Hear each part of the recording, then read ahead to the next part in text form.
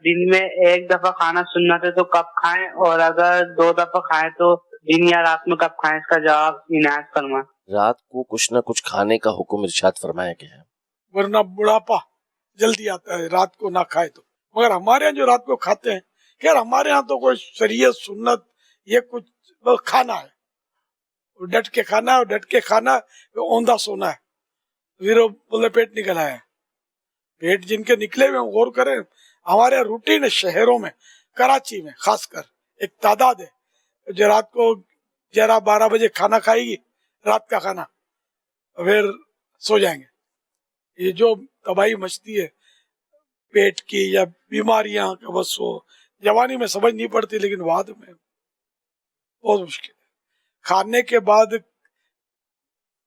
2 گھنٹے کہا جاتا ہے، 2 گھنٹے تک سوئے نہیں، وہ کھانے کے بعد 2 گھنٹے بیٹھا رہے، یہ بھی نہیں ٹھیک، چلے پھرے۔ بار بار کھاتے رہنا، بچرتے رہنا، یہ عادت اچھی نہیں ہے۔ بچے کو بھی ذرا بڑے انہوں نے کھلا کر عادت خراب کی ہوتی ہے، بچہ تو مانگتا رہتا ہے، تو اب ہر چیز مانگے تو اس کو دینا ضروری تھوڑی ہے۔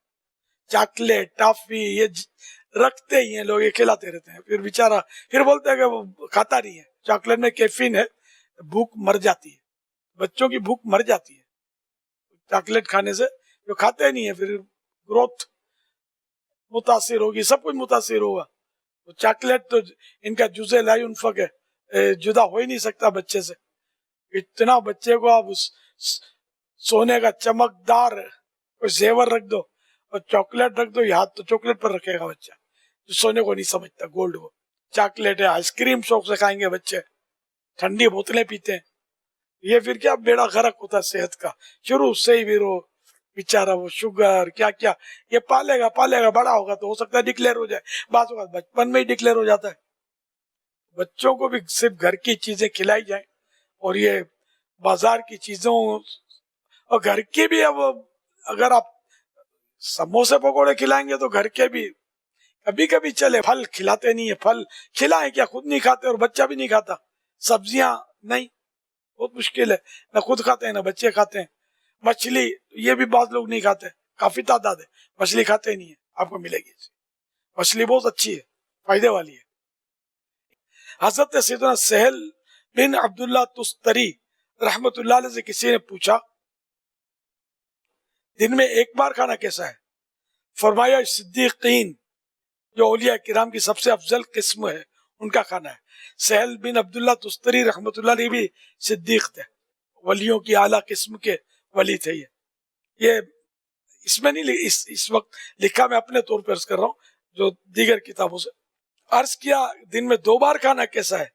فرمائیے مومنین کا کھانا ہے، مسلمانوں کا کھانا ہے۔ عرض کیا اگر کوئی دن میں 3 بار کھائے تو؟ فرمایا ایسے شخص کے گھر والوں کو چاہیے کہ اس کو تھان یعنی مویشیوں کے طویلے میں رکھیں، جہاں جانوروں کی طرح ہر وقت کھاتا پیتا رہے۔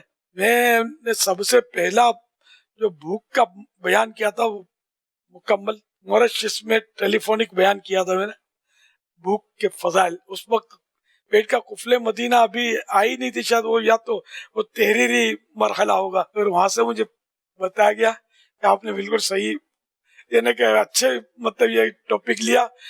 ہمارے یہاں 5 ٹائم کھاتے ہیں مورشس میں، اور شاید وہاں ہارٹ کے کیس بھی زیادہ ہوتے ہیں۔ اب یہ کہ پرانی بات ہے، کوئی ناراض نہ ہو جائے، بھول گیا ہوں تو معاف کر دینا۔ صرف ایک بار کھانا دن میں، یہ سنت ہے سرکار صلی اللہ علیہ وسلم کی۔ کئی دن تک اولیاء کرام کا نہ کھانا بھی ثابت ہے۔ خود یہ سیدنا سہل تستری رحمت اللہ علیہ، جن کا بھی آپ نے سنا، وہ بعض اوقات 20 دن تک کھانا نہیں کھاتے تھے۔ یہ ان کی روحانیت تھی، کرامت تھی۔ 20 دن تک ہم زندہ نہیں رہ سکتے نہ کھائیں تو ایسی کوئی ٹرائی کرنی بھی نہیں اپنے کو۔ تو بہرحال یہ کہ بیماری اس لیے ہوتی ہے کہ زیادہ کھاتے ہیں ہم لوگ، مہینے 15 دن میں کبھی کوئی چیز کھا لی آدمی نے تو ایک نفس سے وہ رہا نہیں جاتا کہ کبھی کھا لی، لیکن یہ کہ روز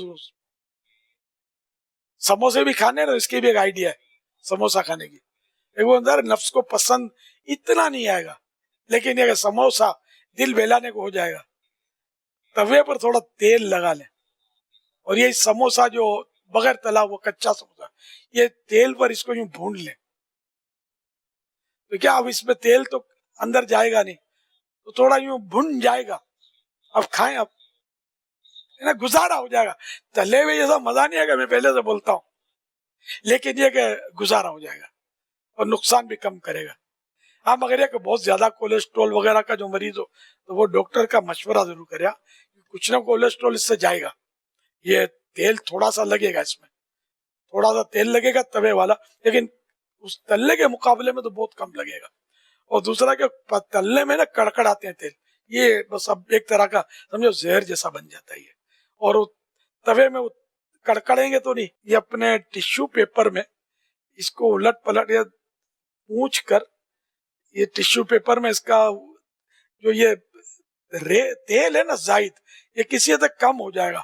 ٹشو پیپر میں آپ یوں جذب کر لیں گے نا تو اب یہ کہ نقصان کم رہ جائے گا, لیکن نقصان ہے کم ہو جائے گا. اس طرح اور تلی ہوئی چیزوں میں بھی اگر ٹشو سے اس کو پونچھ لیں نا, تھوڑا جذب کر لیں تیل جتنا ہو سکے, تو انشاءاللہ کم نقصان کرے گا. اب نفس ہے وہ بس کوئی چیز بچ کر چائے نہیں, سامنے ہے. جب تک نہیں تھی تو کوئی پرابلم نہیں تھا, اب سامنے آئی اور خوشبو بھی لٹا رہی ہے اور گرما گرم بھی ہے. اب تو دل کا مریض بھی دل تھام لے گا کہ یار آج تو ہو جائے گا, کل سے پرہیزی.